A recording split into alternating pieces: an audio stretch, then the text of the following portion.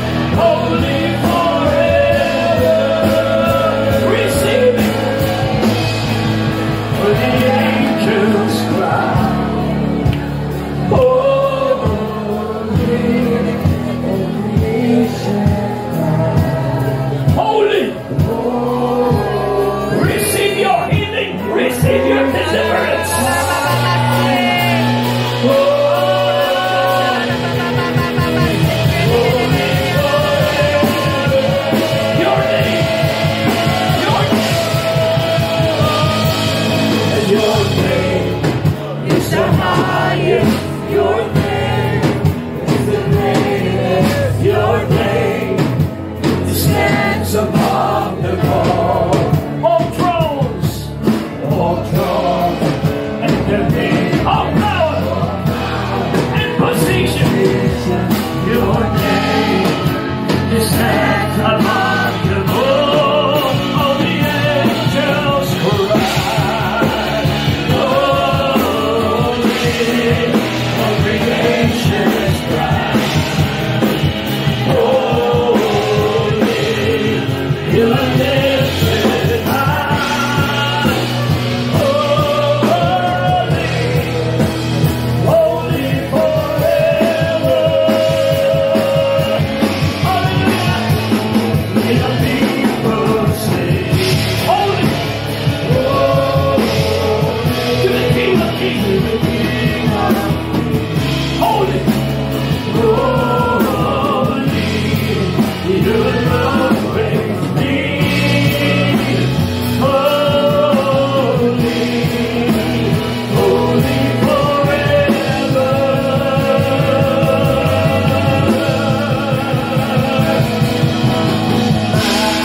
Majesty, worship, worship His majesty. Hallelujah. Unto Jesus be all glory, power, and praise.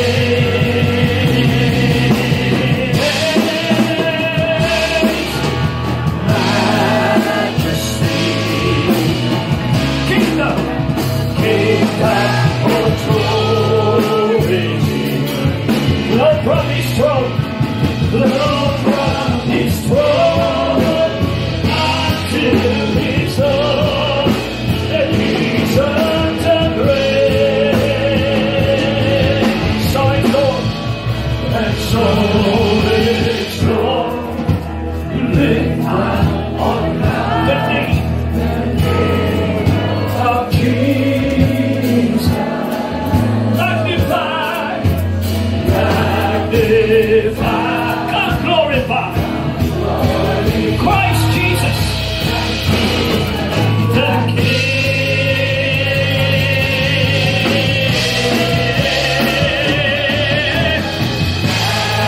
Majesty, worship His majesty.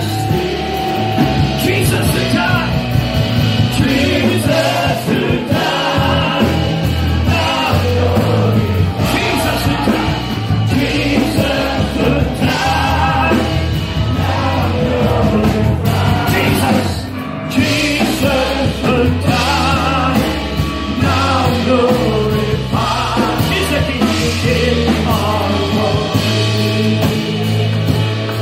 I want you to lift your hands right now. Hawakan niyo ang kamay ng iyong katabi.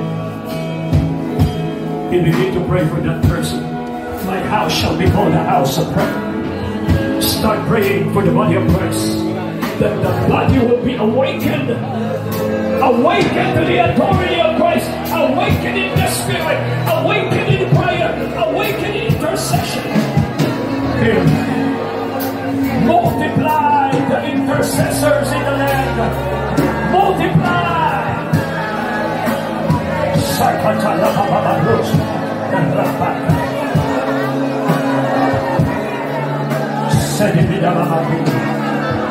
Thank you, Jesus.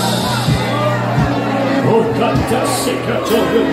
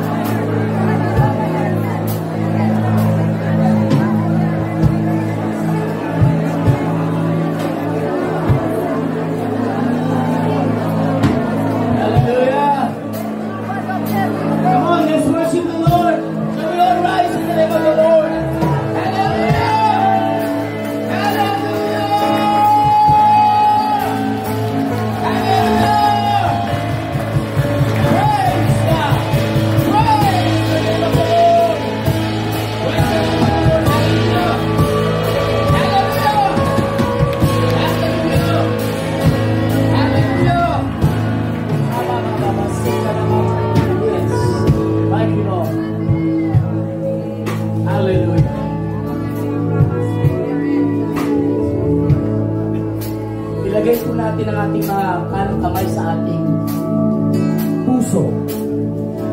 May pagmamahal, may dakilang pag-ibig sa ating Panginoong Diyos. And we are really blessed by the power and the anointing of the Holy Spirit. We are moving now in the spiritual realm. We have the power and the anointing of the Holy Spirit in us. Hallelujah. And let me tell this to you, church, people of the Lord, you are blessed. I said you are blessed. I said, church, you are blessed. Hallelujah. Hallelujah. Hallelujah.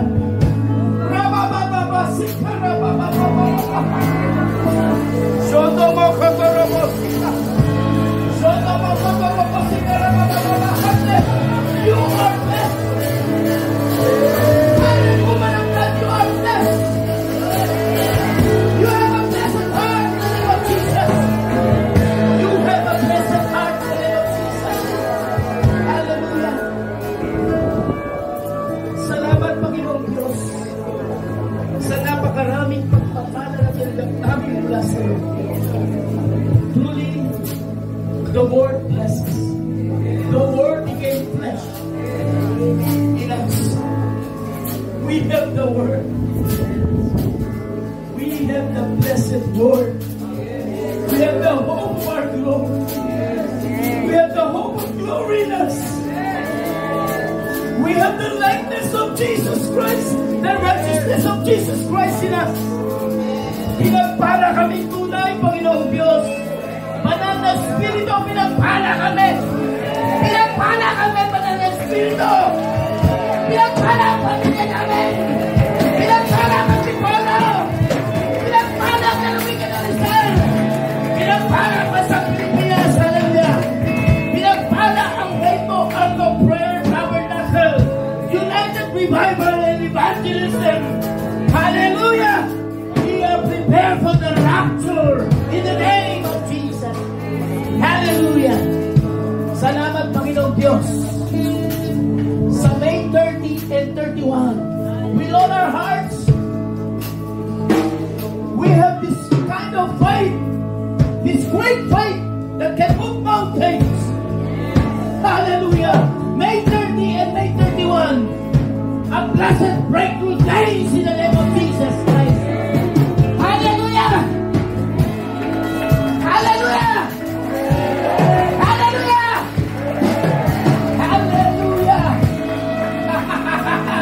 Praise the name of the Lord. Praise the name of the Lord. Hallelujah. Praise the name of the Lord. Hallelujah. And now, we are blessed and we are blessed, Lord. Narito kami para kami po magbigay ng pagpapala para po sa gawain ito